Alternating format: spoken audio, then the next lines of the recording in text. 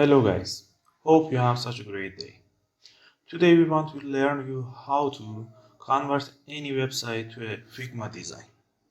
For this job you can easily go to the HTML to design plugin in Figma page.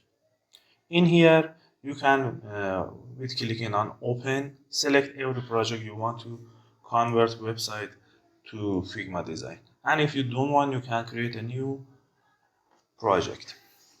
Okay, in this page we can see HTML to Figma plugin on our toolbox on the top left corner of the page. After that, by clicking with plugin, it will be open in our Figma project. In here, we can paste address of any website that we want to convert to a Figma project. In this video, we use from apple.com. Okay, first we copy the address of the apple.com website. After that, we paste the address